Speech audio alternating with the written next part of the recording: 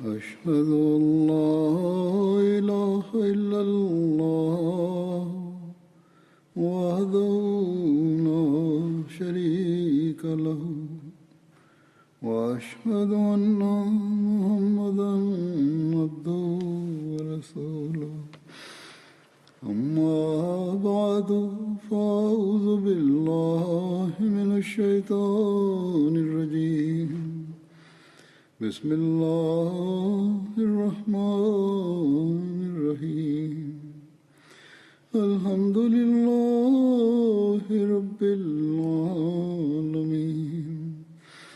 الرحمن الرحيم مالك يوم الدين إياك نعبد وإياك نستعين اهدنا الصراط المستقيم صراط الذين أنعمت عليهم غير المغضوب عليهم ولا الضالين.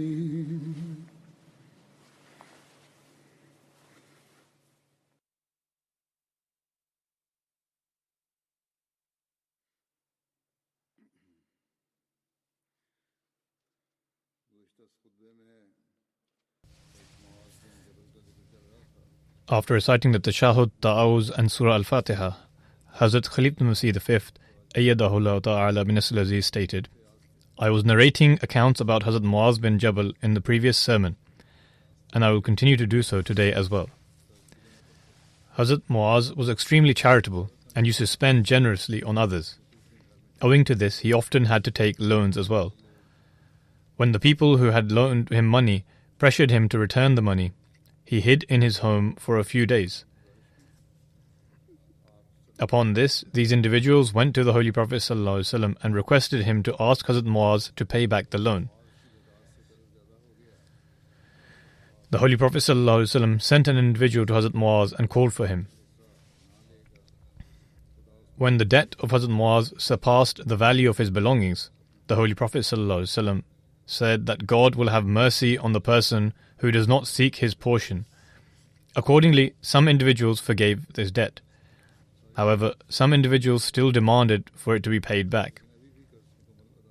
Upon this, the Holy Prophet ﷺ distributed his entire belongings among those individuals, but still there was some debt outstanding.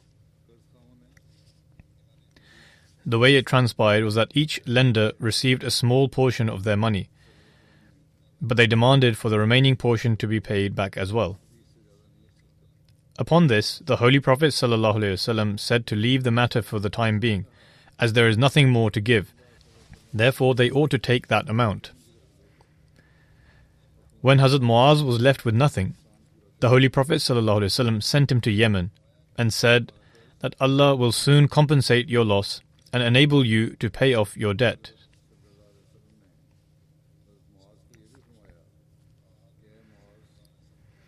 On this occasion, the Holy Prophet ﷺ also said to Hazrat Muaz, O Muaz, you have a lot of debt. Therefore, if you are presented with a gift, you may accept it. I permit you to do so. The Holy Prophet ﷺ said that he was permitted to accept presents. Hazrat Muaz bin Jabal relates that when the Holy Prophet ﷺ sent him to Yemen,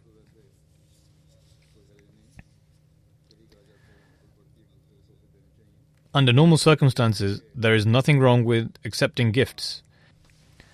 And it is said that giving each other gifts increases the love between people, and so one ought to give gifts. However, since Hazrat Muaz was sent as a representative of the Holy Prophet ﷺ, he specifically instructed him that if he is presented with any gift in his capacity as a representative, then he is permitted to spend it on himself.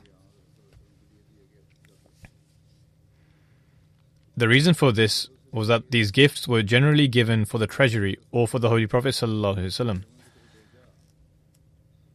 Hazrat Muaz bin Jabal relates that when the Holy Prophet ﷺ sent him to Yemen, the Holy Prophet ﷺ walked outside with him in order to give him some guidance. Hazrat Muaz was seated on his mount, and the Holy Prophet ﷺ walked alongside him.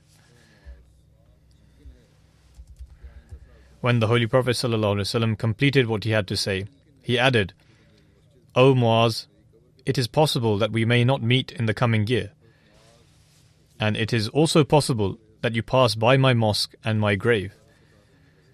Hearing this, Hazrat Muaz started to weep profusely because he was parting from the Holy Prophet ﷺ.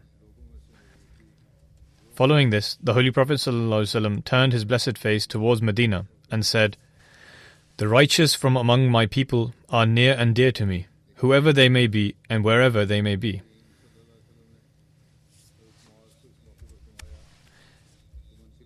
It is stated in one narration that on this occasion, the Holy Prophet ﷺ said to Hazrat Muaz, "Soon you shall go to those who are Ahle Kitab, i.e. people of the book. When you reach them, invite them to bear witness that there is none worthy of worship except Allah, and that Muhammad is the messenger of Allah. If they accept this, then inform them that Allah has prescribed for them the 5 daily prayers. If they accept this, then inform them that Allah has prescribed for them the giving of alms, which should be taken from their wealthy and given to their poor. If they accept this as well, then beware, do not take alms from their most valuable possessions. Rather, adopt the middle course with regards to taking from their wealth. And beware of the supplications of the oppressed, for there is no barrier between them and Allah." The Holy Prophet ﷺ specifically advised him to be cautious of the prayers of those who have been oppressed, because there is no barrier between their pleas and Allah. The Holy Prophet ﷺ sent Hazrat Muaz bin Jabal to Yemen as a Qazi. Hazrat Muaz would teach the people the Holy Quran and matters of faith, and would also settle their disputes. Those who collected the zakat in Yemen would send whatever they had collected to Hazrat Muaz bin Jabal. The Holy Prophet ﷺ had entrusted 5 companions to oversee matters in Yemen: Hazrat Khalid bin Said, Hazrat Muhajir bin Umayyah, Hazrat Zayd bin Labid, Hazrat Muaz bin Jabal, and Hazrat Abu Musa Ash'ari. According to this narration, the administering of matters in Yemen was entrusted to these 5 companions.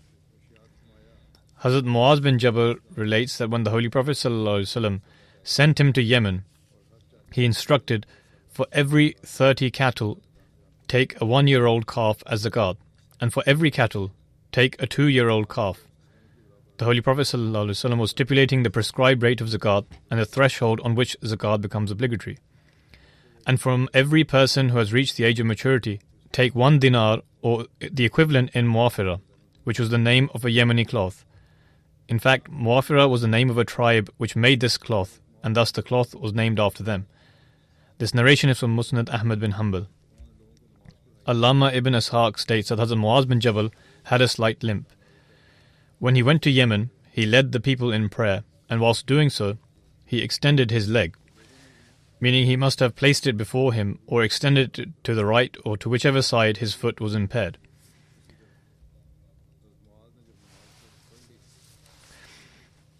And those following him in prayer also extended their legs in the same manner. When he had finished leading the prayer, Hazrat Muaz said, "You have done well to follow exactly as I have done. However, you should not do this in future. I am compelled to extend my leg owing to my condition." What he meant was that the obedience which they had shown by doing exactly what he did was indeed praiseworthy. This, in fact, was the true obedience, as whatever the Imam does should be followed precisely. However, he was compelled to act in this way, and this was not the practice of the Holy Prophet ﷺ. Whoever was not compelled should offer their prayers according to the commandments, teachings, and the practice adopted by the Holy Prophet ﷺ.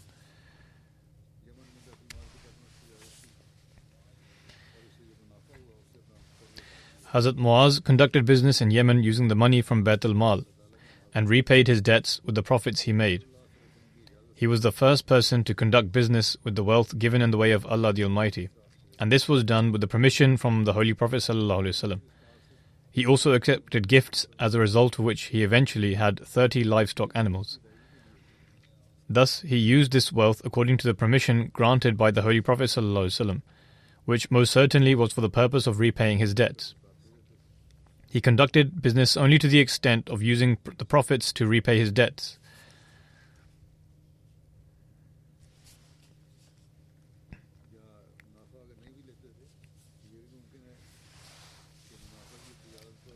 Or if he did not use the profits himself, it is also possible that if there was any surplus profit, he would retain it as remuneration for his work, for the advice he gave in spending the wealth and the efforts which he made.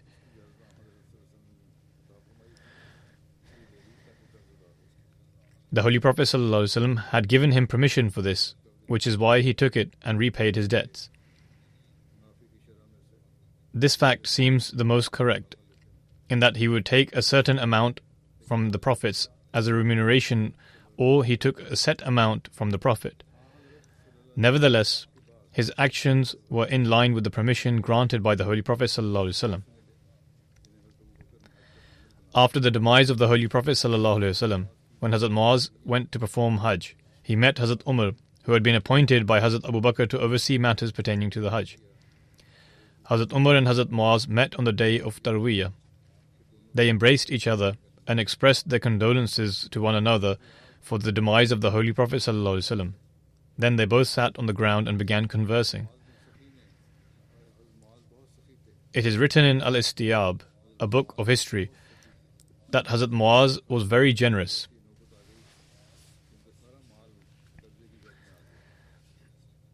And it was due to this generosity and benevolence that he fell into debt. He went to the Holy Prophet ﷺ and requested him to ask those whom he owed to forgive his debt. This is the same incident mentioned earlier, but from another source.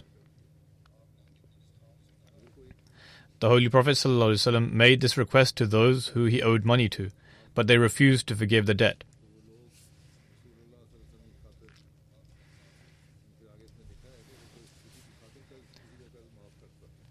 Had they agreed to forgive the debts of Hazrat Muaz bin Jabal for anyone's sake, it would have been for the sake of the Holy Prophet ﷺ,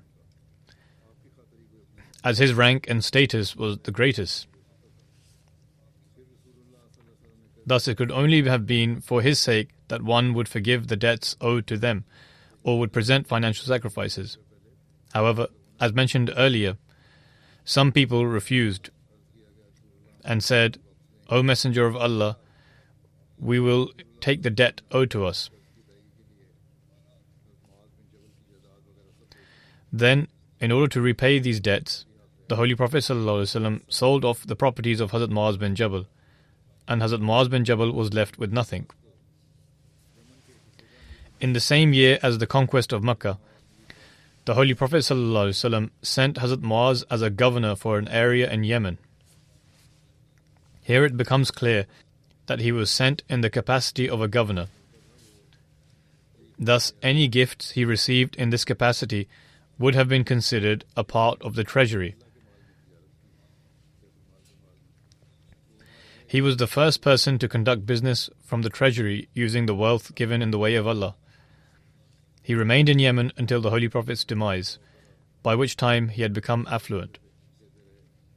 During this period, his business became profitable, and whatever portion he would take led him to become well off.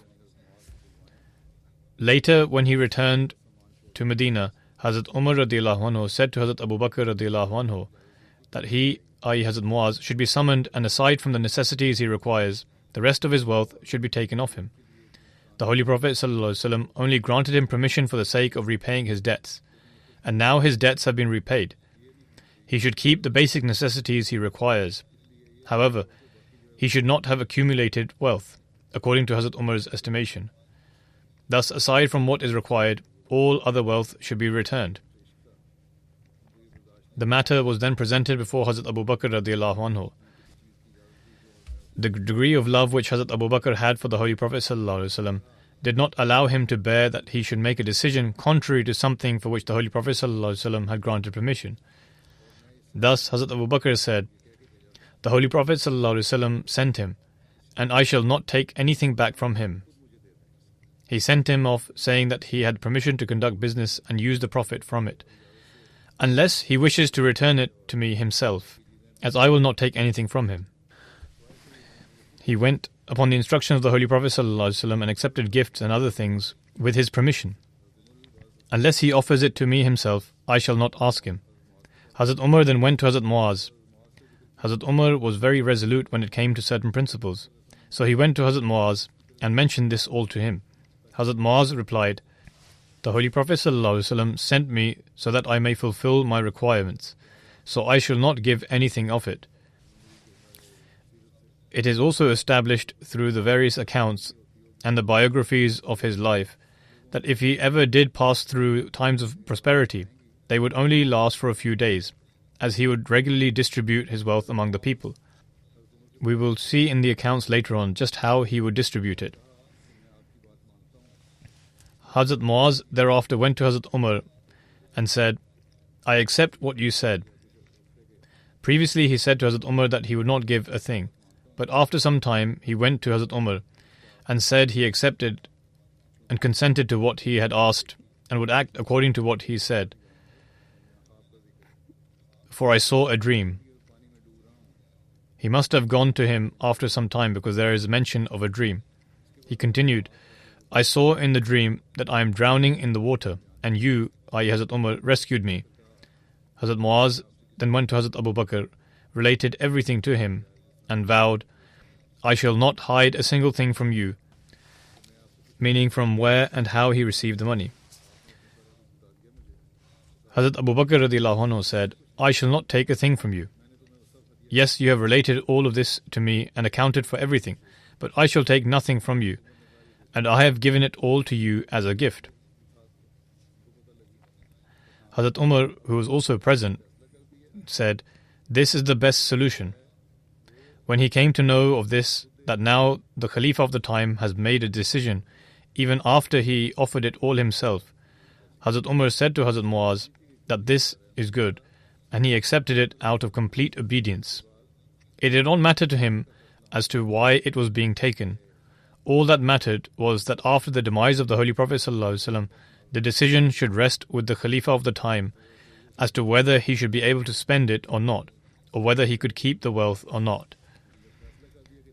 Prior to this, Hazrat Umar was insisting that the wealth should be taken from Hazrat Muaz, but when Hazrat Abu Bakr made his decision that he would not take it from him and that he would give it all back to him as a gift, Hazrat Umar had nothing more to say and remained silent, then said, "Of course, this is the best solution in this affair." Here, there is further clarification that God Almighty did not draw his attention to this until the needs of Hazrat Muaz had been fulfilled. Furthermore, with the passing of the Holy Prophet ﷺ, Hazrat Muaz's needs were also fulfilled. He was granted prosperity and his debts were paid off. Only then did God Almighty turn his attention to this matter through a dream, that he should now suffice on his own property. Now he should no longer accept gifts in the capacity of being a governor, nor spend out of the treasury.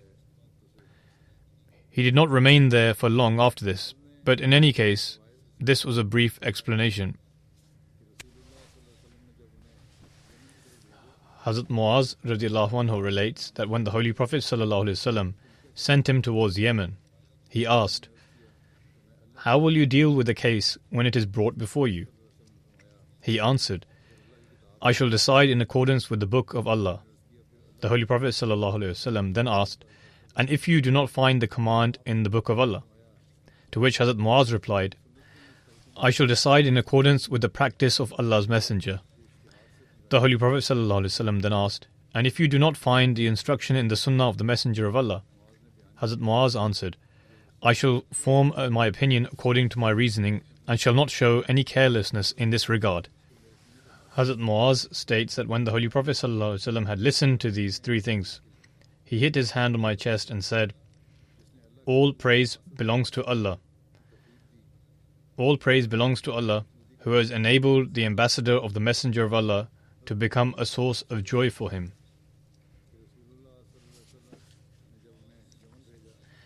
Hazrat Muaz narrates that when the Holy Prophet ﷺ sent him to Yemen, he instructed him not to adopt a life of comfort and ease, because the servants of Allah do not live a life of worldly comforts. This further clarifies that the Holy Prophet ﷺ was aware that Hazrat Muaz was very generous, and that he would spend the wealth from gifts and trade to help those in need. Even so, after giving permission for this, the Holy Prophet ﷺ advised him not to live a life of comfort. Instead, it was merely to fulfill his basic needs. So he admonished him to refrain from this. Hazrat Muaz relates, "When I placed my foot in the stirrup as I was about to depart for Yemen, the Holy Prophet ﷺ gave me a final piece of advice, saying, 'Meet people in a courteous manner.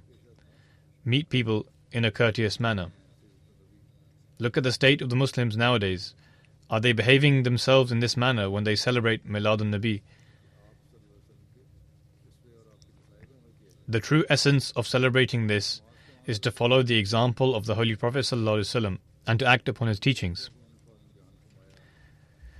When he sent Hazrat Muaz as the governor of Yemen, he described his status in the following words: "Inni ba'athtu lakum khayra ahli," meaning, "Surely I send to you the best of my people." Ibn Abi Naji narrates that the Holy Prophet ﷺ appointed Hazrat Muaz as the governor of Yemen, stating to the people of Yemen, "Indeed, I have sent to you a governor who is the most knowledgeable of my people and the most well versed in the matters of faith." In a hadith of Musnad Ahmad bin Hanbal, it is mentioned that Hazrat Muaz radiallahu anhu relates, "The Holy Prophet ﷺ gave me 10 instructions, saying,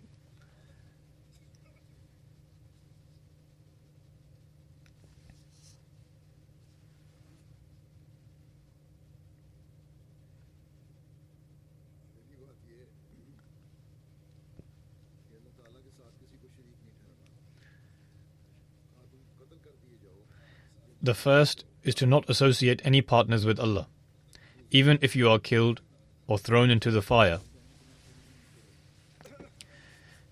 Secondly, to not disobey one's parents, even if your house and wealth is taken from you. You should not disobey your parents, no matter what happens, and regardless if you receive nothing from them. The third advice is to not miss any obligatory prayers knowingly, for one who abandons an obligatory prayer on purpose deprives himself from the support and protection of God Almighty. He then said, "Never consume alcohol, for this is the root of every indecency." He then stated, "Abstain from sin and disobedience, because sin draws the displeasure of God Almighty." He then said, "When facing the enemy in battle, you must never flee. If you are confronted by the enemy, then you should not run away out of fear, even if the people are killed."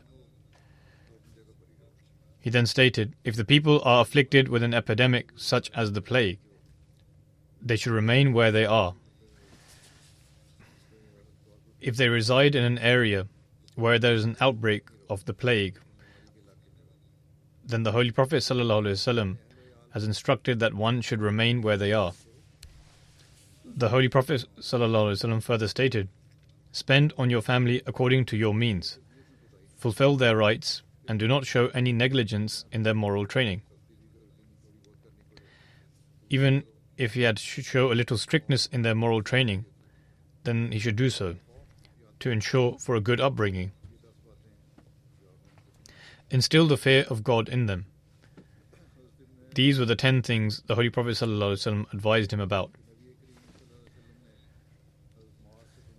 Hazrat Ibn Umar narrates that the Holy Prophet ﷺ said to Hazrat Muaz, "O Muaz, I shall grant you advice like a kind-hearted brother. I advise you to instill the fear of Allah in you.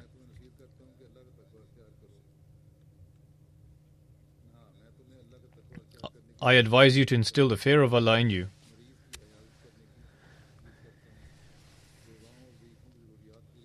visit the sick, fulfill the needs of the widows and the elderly,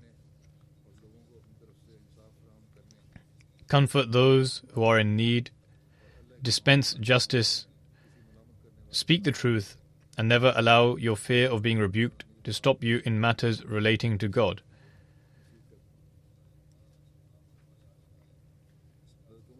This is the advice I give to you.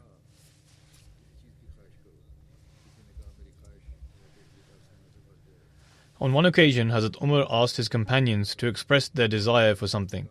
One of them replied, "I wish this house be filled with gold so I could spend it in the way of Allah as sadaqah." Another one stated, "I wish this house be filled with pearls and rubies so that I could spend it in the way of Allah as sadaqah." How lofty were the aspirations of the companions. Hazrat Umar radhiyallahu anhu then asked them to further express what they desired. They submitted, "O leader of the faithful, we do not understand as to what it is that we should desire." Hazrat Umar radhiyallahu anhu stated, "I wish that this house be filled with people like Hazrat Abu Ubaidah bin Jarrah, Hazrat Muaz bin Jabal, Salim, the freed slave of Abu Huzaifa, and Hazrat Huzaifa bin Yaman radhiyallahu anhu."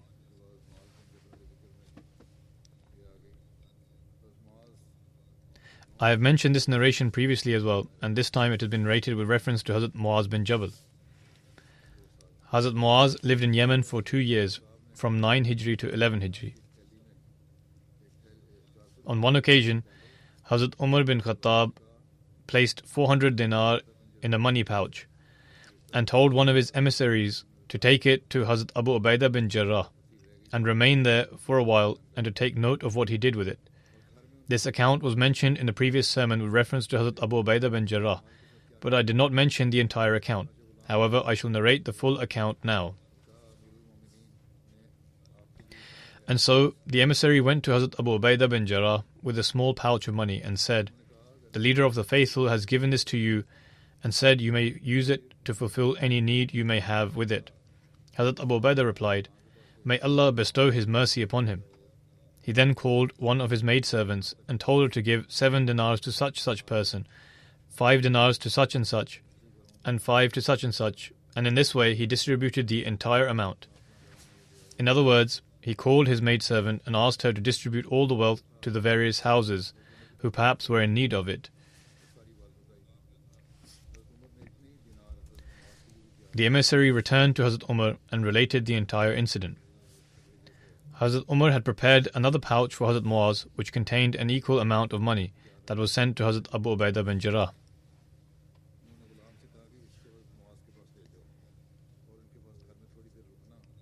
Hazrat Umar told the emissary to give the pouch to Hazrat Muaz and again instructed him to remain in his house for a while and to observe what he did with it. And so the emissary took the pouch and went to Hazrat Muaz and said, "The leader of the faithful has said that you may use this to fulfill whatever needs you may have." Hazrat Muaz replied, "May Allah bestow His mercy upon him." Hazrat Muaz then called his maidservant and told her to give a certain amount to such and such house, and a certain amount to such and such house. Whilst Hazrat Muaz was distributing the wealth, his wife entered and said, "By God, we are also in need for it, as there is nothing in the house. Please keep something for us as well." This narration further clarifies the earlier narration regarding making a profit and receiving gifts. His wife stated that they had nothing at home and thus they were too in need of it. By then all the money had been distributed and only 2 dinars remained in the pouch, which Hazrat Muaz bin Jabal handed over to his wife. The emissary returned to Hazrat Umar and related the entire incident. Hazrat Umar was extremely pleased by this incident and stated, "Indeed, Hazrat Ubaidah and Hazrat Muaz are like 2 brothers." In other words, this attribute of spending was shared by both. It is narrated by Shurayh bin Ubaid, Rashid bin Saad, etc., that when Hazrat Umar reached Sargh, which is the name of a settlement situated near the valley of Tabuk, he was informed that there was a severe outbreak of a plague in Syria. Subsequently, Hazrat Umar announced, "I have been informed that there is a very severe outbreak of the plague in Syria. Thus, if I am about to die, and Abu Ubaidah is alive, then I shall appoint him as the Khalifa. And if Allah the Almighty asks me as to why I appointed him as the Khalifa of the Muslim Ummah, I will submit that I heard his Messenger ﷺ say that every prophet is granted a custodian, and the custodian of his Ummah is Abu Ubaidah bin Jarrah. This narration has been previously mentioned as well.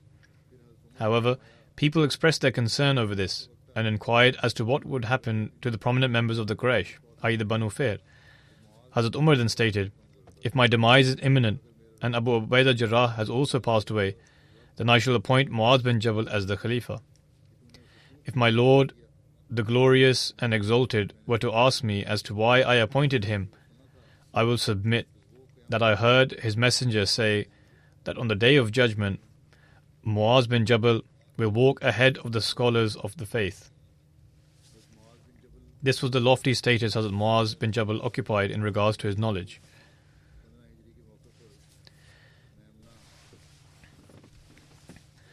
In the Battle of Yarmouk in 15 Hijri, Hazrat Abu Ubaidah and Hazrat Muaz bin Jabal were appointed commanders on the right flank of the army. The Christians attacked with such intensity that the right flank of the army broke away from the rest of the army, and consequently the soldiers became dispersed. Upon witnessing these circumstances, Hazrat Muaz bin Jabal displayed great courage and remained resolute. He stepped down from his horse and said that he would now fight on foot, and if there was anyone who could do justice by fighting on a horse, then his horse was at their service. Hazrat Muaz bin Jabal's son was also present in the battlefield and said, I shall do justice to it because I can fight better on horse. And so both father and son penetrated into the Byzantine forces and fought so valiantly that the Muslims who had initially lost their footing were now able to regroup, and thus by defeating the enemy, their state of fear was transformed into victory for the Muslims. Abu Idris Khulani narrates that when he entered into the mosque in Damascus, Syria, he saw a young man with bright shining teeth, and people were sat around him. Whenever people had a difference of opinion on a matter, they would present the matter to him and give precedence to his opinion on the matter. When I inquired about him, I was informed that he was Hazrat Muaz bin Jabal. The next day in the afternoon, I went again and saw that he was already there before me and was offering his prayers. I waited, and when he finished his prayer, I went before him and expressed my salam.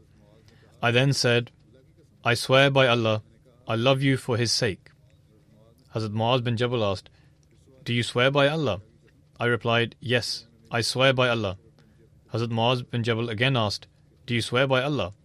I again replied, yes, I swear by Allah. Hazrat Muaz then took hold from the corner of my cloak and pulled me towards himself and said, rejoice, for I have heard the Messenger of Allah ﷺ say, Allah the Exalted states, those who show love to one another for my sake, those who sit with one another for my sake, those who meet one another for my sake, and those who spend their wealth for one another for my sake, will most surely be granted my love. In other words, Allah the Almighty's love will become incumbent for them. In one of the narrations, it states that Hazrat Muaz bin Jabal had 2 wives. When it would be the turn of one wife, he would not even take water to drink from the other wife's house. Such was his standards of justice. In another narration, it states that Hazrat Muaz bin Jabal had 2 wives. When it would be the turn of one wife, he would not even perform the ablution in the house of the other. Both of his wives passed away in Syria owing to the plague, and both were buried in one grave. Whilst they were being buried, Hazrat Muaz bin Jabal drew lot to decide who would be lowered into the grave first. This was the level of justice he possessed. In another narration, in Sir Sahaba, it is stated that Hazrat Muaz bin Jabal had 2 wives who passed away due to the plague of Amwas. This was a plague that spread during that era. And it is also reported that one of his sons, Abdul Rahman, who took part in the Battle of Yarmouk alongside Hazrat Muaz bin Jabal, also passed away due to the plague of Amwas. When Hazrat Abu Ubaidah passed away due to the plague of Amwas, Hazrat Umar appointed Hazrat Muaz as the governor of Syria. I previously mentioned the details in relation to Amwas, which was the name of a settlement situated 7 miles from Yarmala in the direction of Jerusalem. Hazrat Muaz also passed away due to the plague of Amwas in the same year. Kasir bin Murrah relates that during the period of his illness, Hazrat Muaz bin Jabal told them, I have heard the Holy Prophet ﷺ say something which until now I have hidden from you. I heard the Holy Prophet ﷺ say that entrance into paradise will become incumbent for the one who states, there is none worthy of worship except Allah. In another narration it states that Hazrat Muaz stated, the only reason why I did not inform you of this hadith was lest you solely relied on this and abandoned all other good deeds. When the plague spread in Syria, Hazrat Muaz bin Jabal also became ill due to the plague, and owing to his illness was overcome with a state of unconsciousness. When he regained consciousness, he stated, O Allah, cause this affliction to take over me. I swear by your honour that indeed you are aware that I love you. Hazrat Muaz bin Jabal again fell unconscious, and when he regained consciousness, he again offered the same prayer. Nearer to the time of his demise, Hazrat Muaz bin Jabal asked if it was morning, and was informed that it was not morning yet. When morning arrived, Hazrat Muaz bin Jabal was subsequently informed, and he said, I seek refuge in Allah from the night whose morning takes one into the hellfire. I welcome death, and to meet my beloved who comes after a long time. O Allah, you indeed know that I fear you, but today I am in hope. I do not love the world and seek a long life so that I can dig streams and plant trees. Rather, so that I may endure the intense thirst of midday and the difficulties of my circumstances, and sit in the company of those scholars who remain occupied in your remembrance. In another narration it is mentioned that when Hazrat Muaz was close to his demise, he began to cry. Some people asked him why he was crying, as he was a companion of the Holy Prophet ﷺ. He replied, I am not crying because I fear death, nor am I crying because I am departing this world. The reason why I am crying is because there are only 2 groups of people, those who are heaven-bound and those who are hell-bound, and I do not know from which of these groups I will be raised up again after death. I only fear Allah the Almighty, and that is why I am crying. In Musnad Ahmad bin Hanbal, there is a narration of Hazrat Muaz in which he states, I heard the Holy Prophet ﷺ say, very soon you will migrate to Syria, and it will be conquered at your hands. But then you will suffer from an outbreak of a disease which will consist of boils and blisters, and will spread in such a manner whereby nobody would be able to escape it. Allah will grant martyrdom to some people through this, and will purify their deeds. O Allah, if it is true that indeed Muaz bin Jabal heard these words from the Holy Prophet ﷺ, then grant him and his family a large share from it.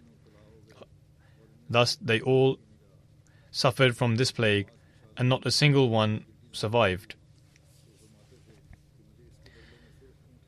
When the boil of the plague became visible on Hazrat Muaz's index finger, he would say that this pleased him greatly, and that even if he were given red camels, it would not please him more.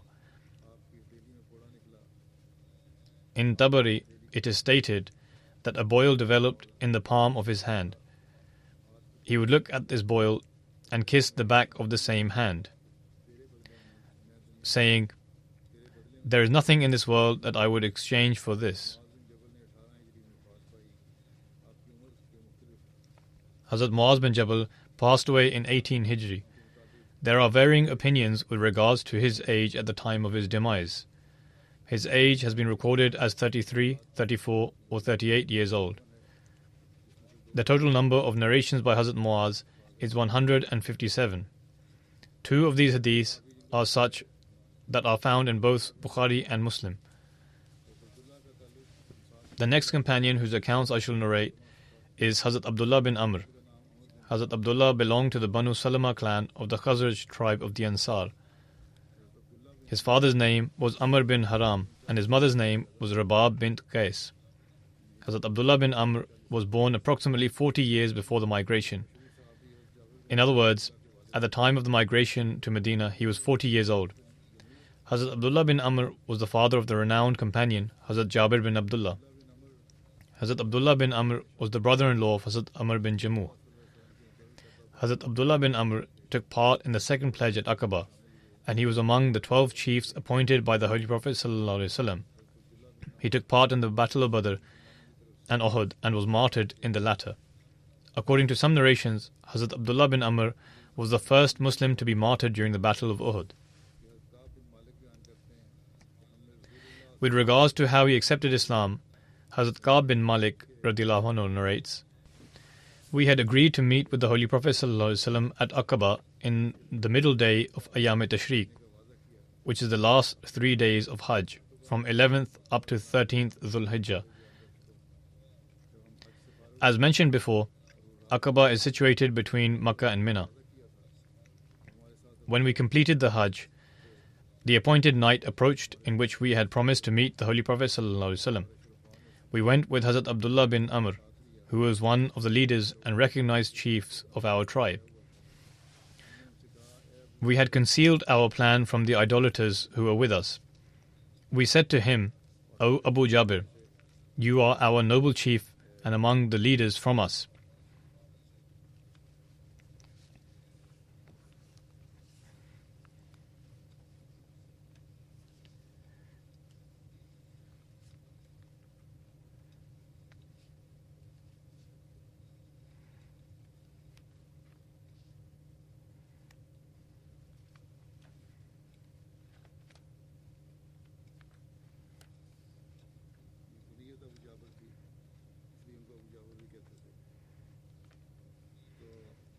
He was known by his title of Abu Jabir.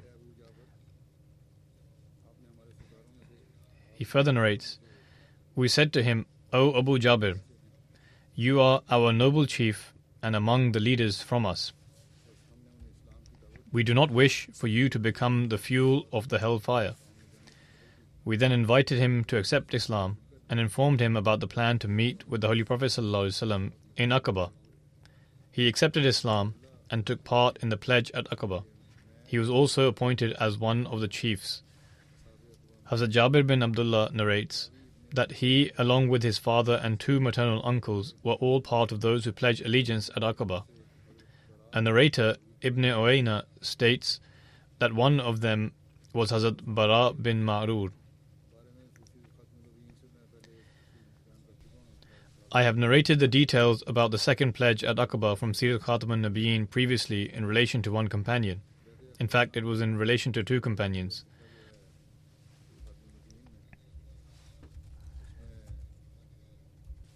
I will mention some parts about the pledge at Aqaba from Sirat Khatam al-Nabiyyin, which are related with Hazrat Abdullah bin Amr. In Dhul Hijjah of 13 Nabawi, on the occasion of Hajj, many hundreds of people from the Aus and the Khazraj came to Makkah. Among them, there were 70 such people who had either become Muslim or now desired to become Muslims, and came to Makkah in order to meet the Holy Prophet ﷺ. On this occasion, since a collective and private meeting was necessary, after the rites of Hajj, the middle dates of the month of Dhul Hijjah were set for this purpose. On that day, near the middle of the night, all these people were to come and meet with the Holy Prophet ﷺ in the same valley as last year, so that a private meeting could be held in peace and complete attention. The Holy Prophet ordered the Ansar that, "Do not come as a group, but arrive in pairs of 1 or 2 to the valley at the appointed time. Do not wake the sleeping and do not wait for the absent." Therefore, when the appointed date arrived, during the night, when about 1/3 of the night had passed, the Holy Prophet ﷺ left his home. He took his uncle Abbas along with him, who was still an idolater, but loved the Holy Prophet ﷺ and was a chieftain of the Hashim dynasty. Both of them reached this valley, and it was not long before the Ansar began to arrive in pairs of 1 and 2. There were 70 souls from the Aus and Khazraj. In the very beginning, Abbas began the discourse saying, "O party of the Khazraj, Muhammad ﷺ is revered and beloved within his dynasty. To this day, his dynasty has always remained responsible for his protection, and in times of danger has always come forward. But now Muhammad intends to leave his homeland and reside with you. As such, if you wish to take him, you must protect him in every way, and will have to face every enemy. If you are prepared for this, then well and good. Otherwise, give a forthright answer, for true speech is good. Bara bin Marur, an aged and influential man from the tribe of the Ansar, said, Abbas, we have heard your address, but we would like to hear the Holy Prophet ﷺ from his own blessed tongue, that he may expound the responsibility which he wishes to put upon us. Upon this, the Holy Prophet ﷺ recited a few verses from the Holy Quran and described the teachings of Islam in a brief address.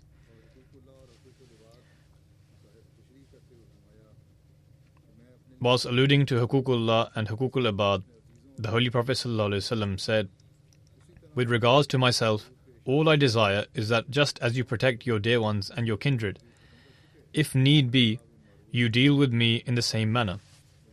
When the Holy Prophet ﷺ had completed his address, as per the custom of Arabia, Al-Bara bin Marur took the hand of the Holy Prophet ﷺ into his own hand and said, O Messenger of Allah, we swear by God who has sent you with the truth, that we shall protect you with our lives.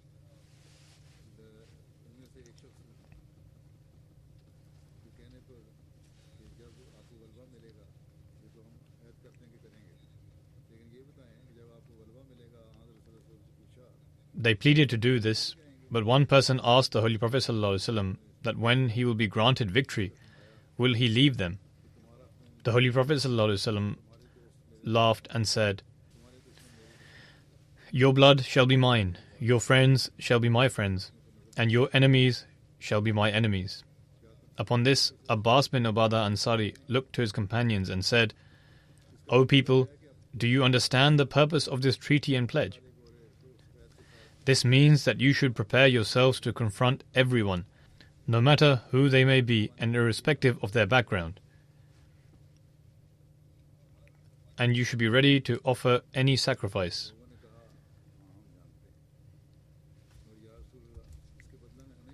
The people said, Yes, we understand. But O Messenger of Allah, what shall we receive in exchange for this?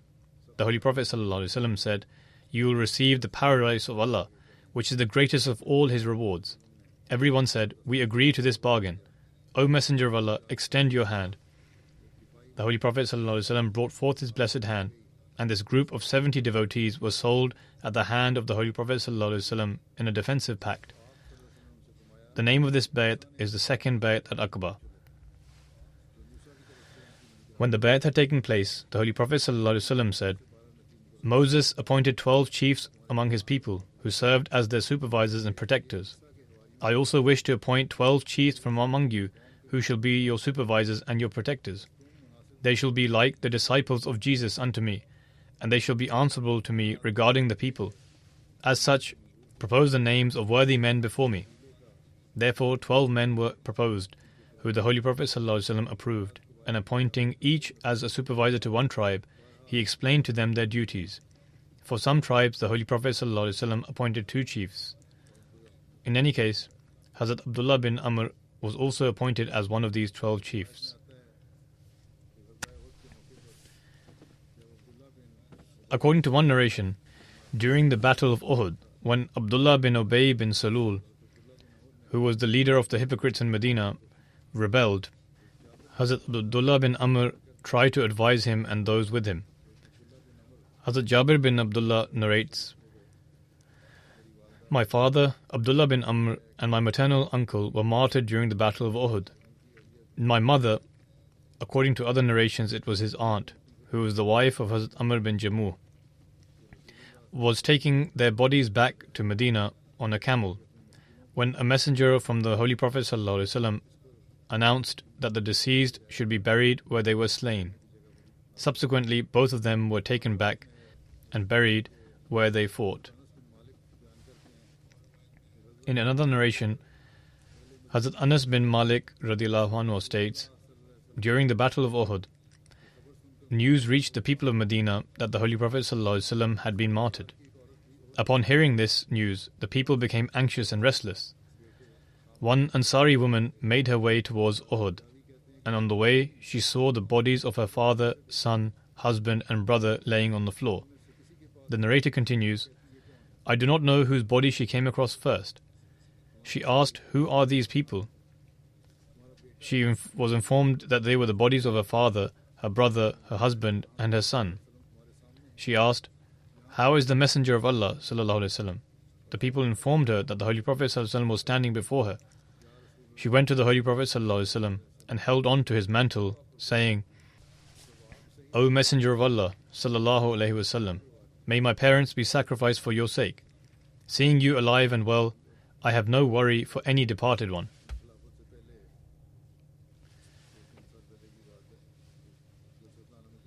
Two or 3 years prior to his Khilafat, Hazrat Khalifat Masih IV rahimahullah would deliver speeches during the Jalsa Salana on the topic of the life and character of the Holy Prophet ﷺ, and also about expeditions.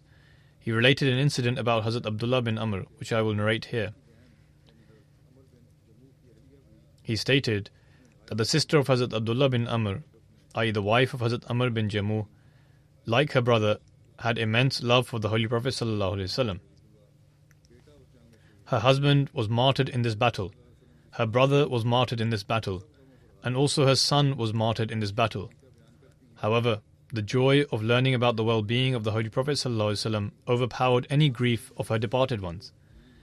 Hazrat Aisha Siddiqa radhiyallahu anha narrates, I was going towards the battlefield to inquire about the situation. On the way, I met Hind, the wife of Amr bin Jammu, holding the reins to a camel which she was taking towards Medina.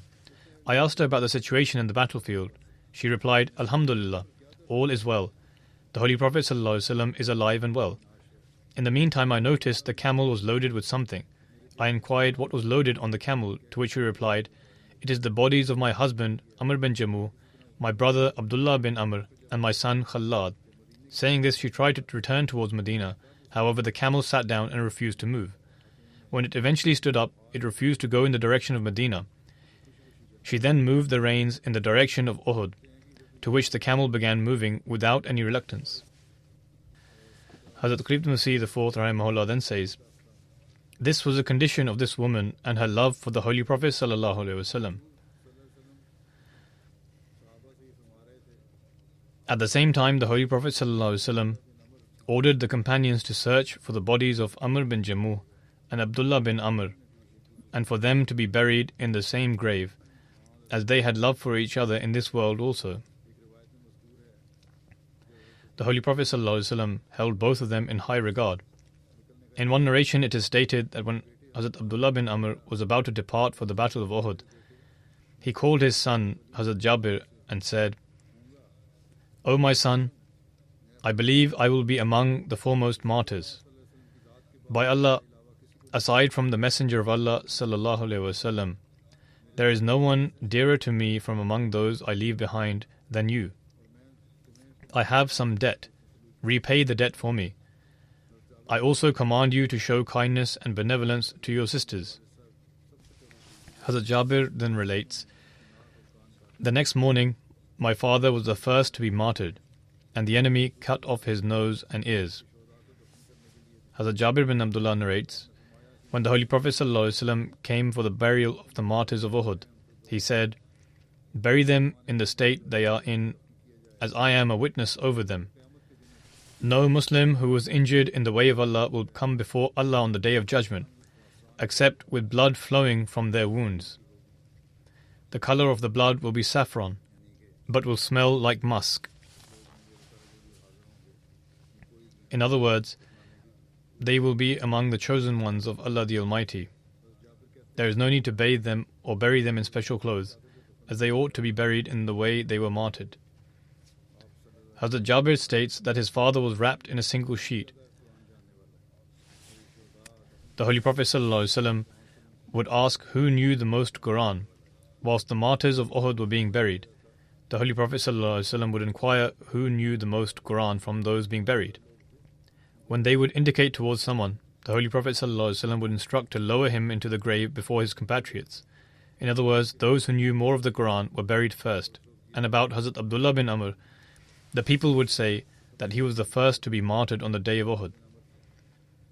At the time, the people were discussing that Abdullah bin Amr was the first to be martyred. Sufyan bin Abd Shams was the one who martyred him.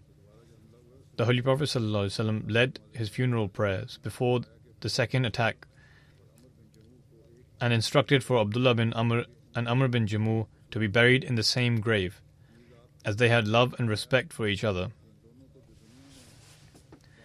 The Holy Prophet ﷺ instructed that those who had a close bond in this world ought to be buried in the same grave. It is stated that Abdullah bin Amr had a reddish complexion and did not have hair towards the front. He was not very tall, whereas Amr bin Jamuh was tall, and for this reason both were easily recognizable and were buried in the same grave. God willing, I shall narrate the remaining accounts in the future sermon. Alhamdulillah,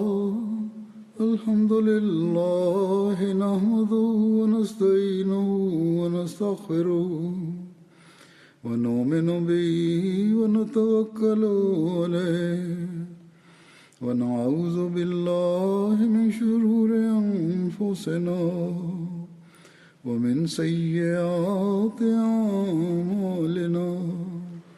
من يهده الله فلا مضل له ومن يضلل فلا هادي له ونشهد أن لا إله إلا الله ونشهد أن محمدا عبده ورسوله. عباد الله رحمكم الله، إن الله يأمر بالعدل والإحسان وإيتاء ذي القربى وينهى عن الفحشاء والمنكر والبغي يعظكم لعلكم تذكرون. اذكروا الله يذكركم وادعوه يستجب لكم ولذكر الله